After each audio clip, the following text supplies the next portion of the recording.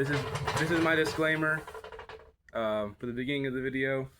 Part of the video when I started adjusting the passenger side, I thought I only needed 2 sockets. That's not correct. So this is my disclaimer.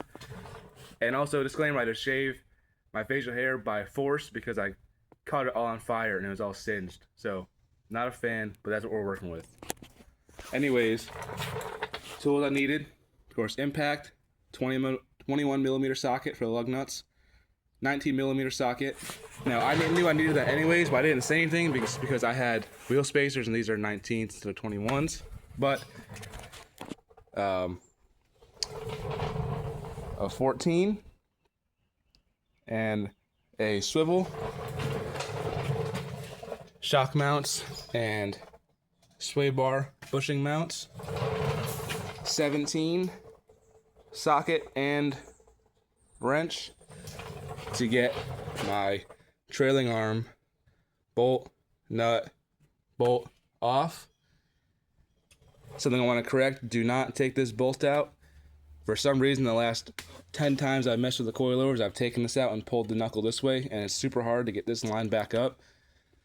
Today I found that when you just drop the sway bar bushing mounts, everything just slides right in and out. So, this is my disclaimer for the beginning of the video, that the part of me adjusting the passenger side is all over the place because I learned some new tricks while I was doing this.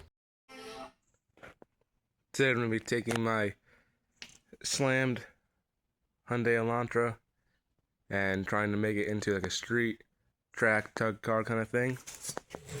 So the first order of business is just raising it back up a little bit. So we're going to do it before and after. So right now, from the ground, the fender on the driver's front, it is 22 5/8 inches. The rear, driver's rear, is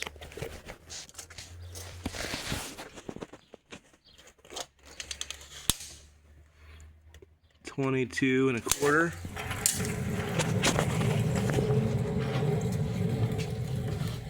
Passenger rear, 22 5/8,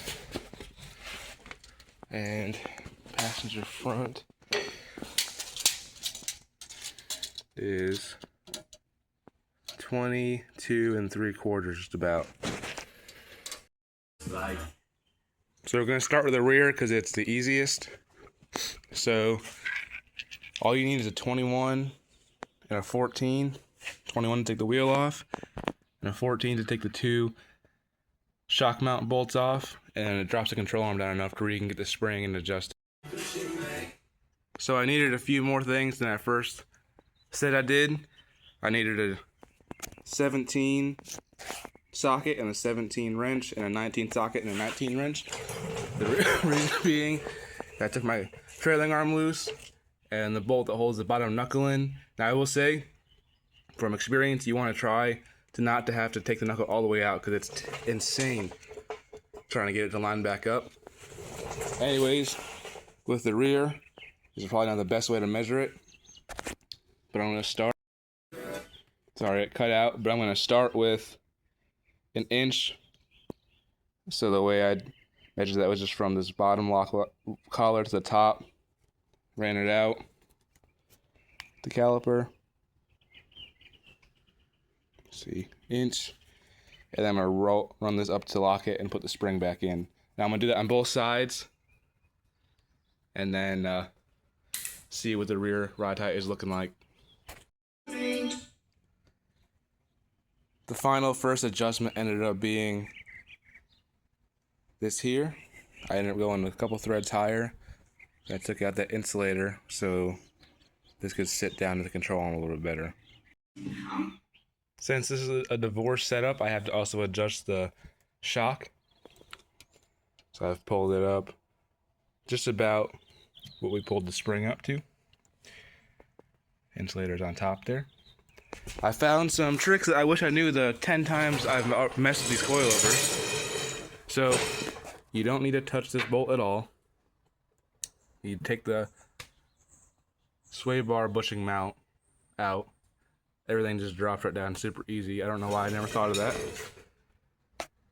I'm going to do the other side. And I'm going to probably make a disclaimer for the beginning of the video about all the extra things I ended up, all the extra tools and stuff.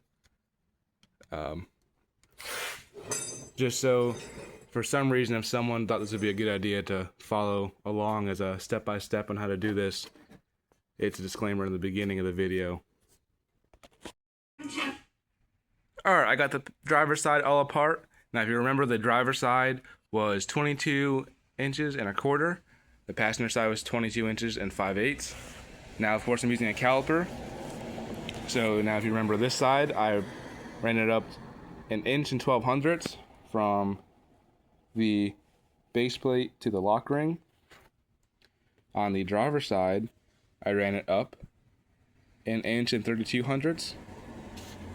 3/8 of an inch is roughly 4/100 of an inch. I'm sorry, 4/10 of an inch. So I made the difference about half. So I've done about 2/10 more, and we'll see where that gets me. I'm probably going to fine tune it. That's the rear raised up. Front still maxed out. Looks a little crazy there. But gonna make sure, see what our marks are looking like. Oop. Set on my gun. Impact gun, not a pistol gun.